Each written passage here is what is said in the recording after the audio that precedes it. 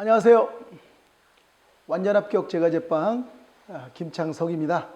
자, 이번 강의에서는 이제 계산 문제, 앞 강에서 말씀드렸듯이 배합표의 이제 종류, 특징, 그리고 주문량에 따른 배합표 작성, 배합량 조절 공식 같이 보도록 하겠습니다. 먼저 칠판에 좀 적었습니다. 자, 먼저 이제 베이커스 퍼센티지와 추루 퍼센티지 배합표를 간단하게 한번 적어봤습니다. 빵을 중심으로 해서 적어봤습니다. 자, 베이커스 퍼센티지의 특징은 뭐냐면 재료 중에서 백분율의 기준을 이제 밀가루를 백분율의 기준으로 보는 것이 특징이 되겠습니다. 이에 반해서 추루 퍼센티지는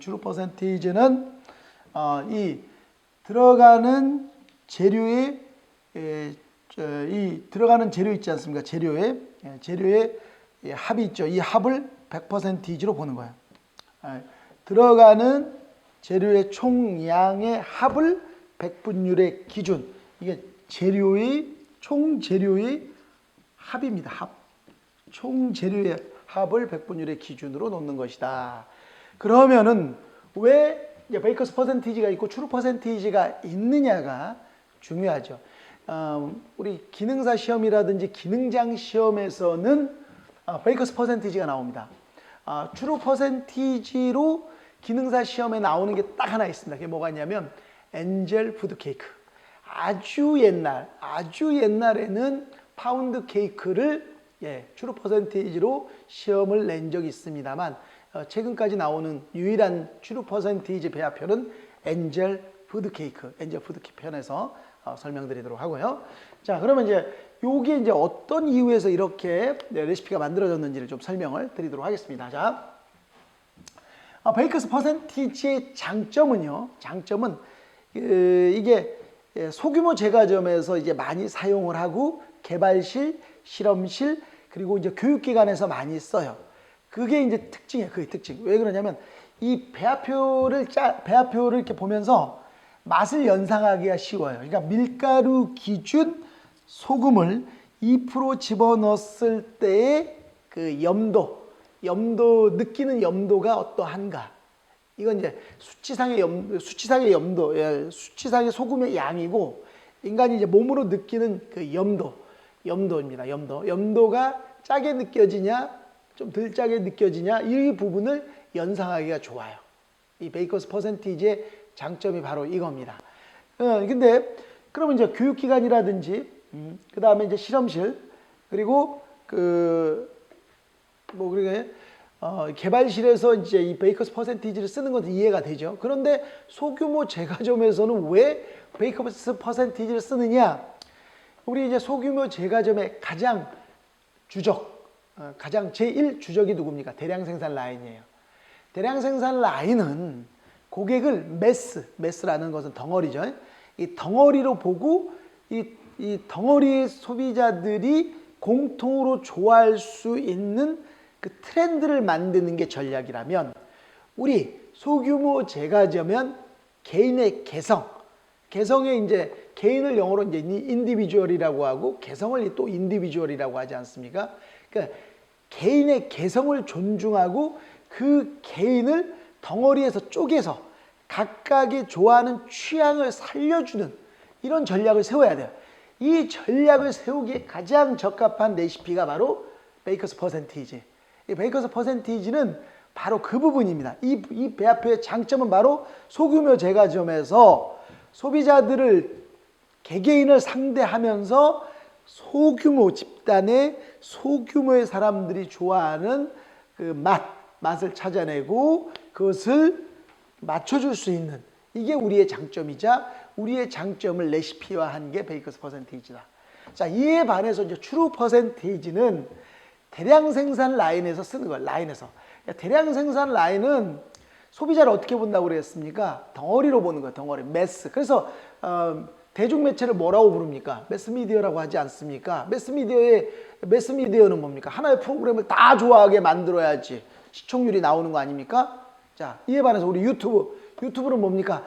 제 수업을 듣는 분들은 그냥 답만 암기해서 시험에 합격하자 하시는 분들이 또 많죠. 많지만은 또 그 안에는 그 원리, 메커니즘이 뭐냐, 작동 원리가 왜 저런 문제가 나오고 왜 저렇게 만들지?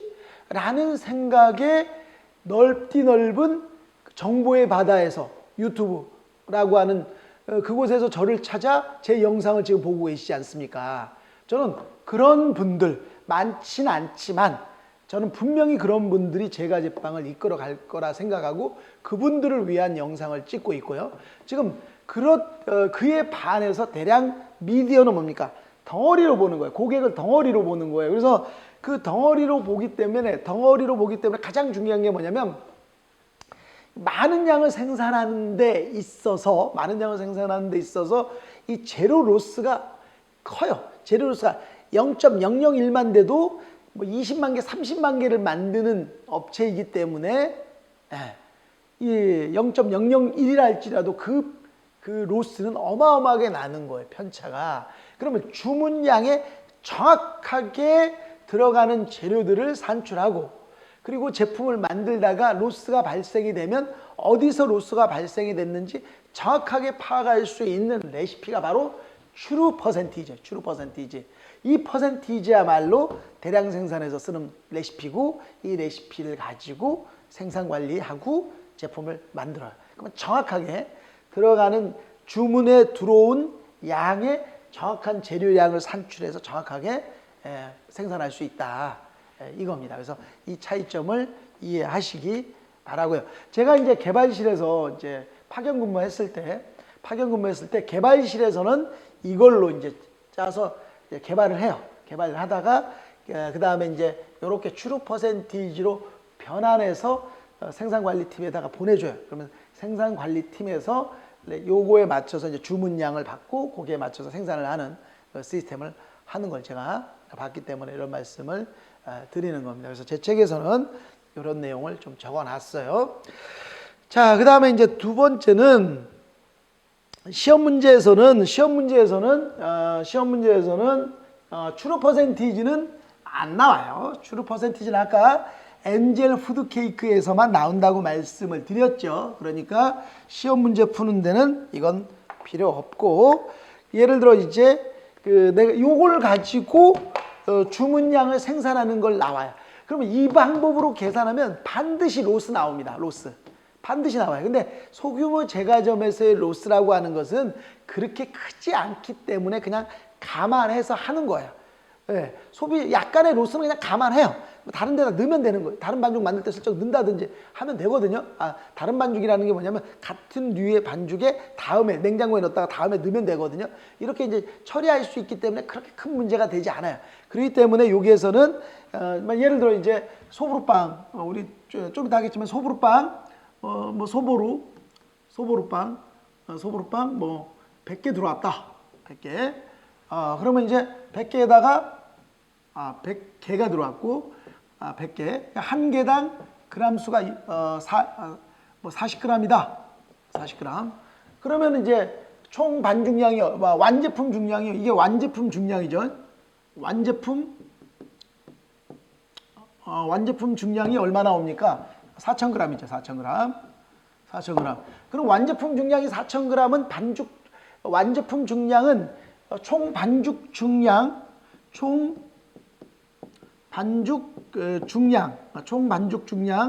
이쪽으로 갈 때 늘어나겠습니까? 줄어들겠습니까? 당연히 늘어나죠. 그러니까 반죽은 줄어들어서 완제품이 되는 거거든요. 왜 주냐? 그 주는 과정이 있어요. 그러니까 반죽은 어쩔 수 없는 손실만 여기서 얘기하는 거예요. 재료로 공정 과정의 로스는 말고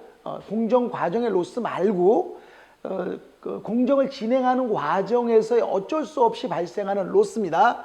1차 발효 로스가 있어요. 1차 발효하는 과정에서의 로스가 있고 그 다음에 두 번째가 뭐가 있냐면 굽기 하고 냉각하는 과정에서 발생해요. 그래서 1, 2차 발효 로스 손실량이 있고 굽기 냉각 손실이 있습니다. 근데 발효 시간이 길면은 1차 발효 손실이 많아지지만 발효 시간이 짧으면은 1차 발효 손실이 적어요. 그래서 시험에서는 정해졌어요. 1 아니면 2야. 그러니까 이 1차 발효 손실은 1 아니면 2%이지고 그 다음에 굽기 냉각 손실은 대부분 똑같아요. 거의 뭐 15에서 뭐 20% 내로 해서 이제 가르쳐 줍니다. 그러면 이 굽기 냉각 손실 합쳐주고 그 다음에 이제 1차 발효 손실 합해 주어서 총 반죽 중량을 이제 계산을 해요. 그러면 총 반죽 중량이 나와요. 자, 여기서는 지금 여기서는 이 배합표를 이용한 간단한 이제 계산법만 하도록 하겠습니다. 자, 그러면 예를 들어서 그래서 총 반죽 중량을 가지고 이제 밀가루 중량을 구하는 게 이제 중요한데, 밀가루 중량. 그래서 총 반죽 중량을 구할 때는 어떻게 하냐면 밀가루 비율이죠.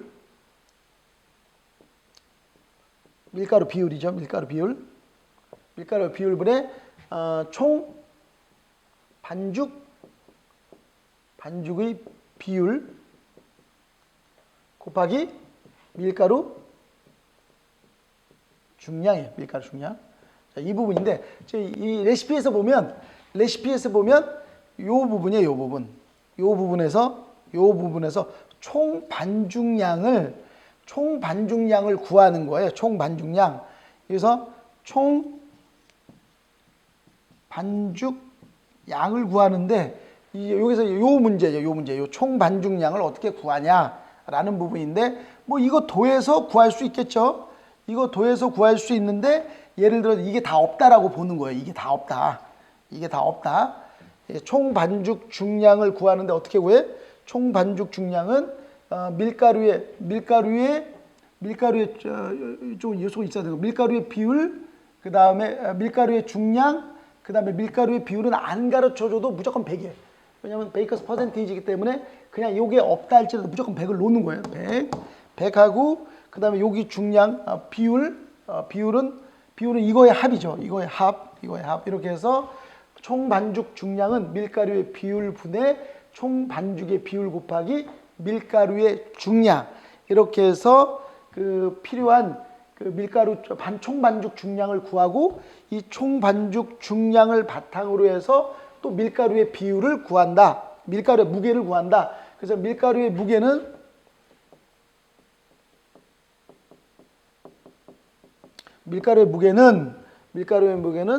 총 반죽 중량, 총 배합률 분의 총 반죽 중량 곱하기 밀가루의 비율.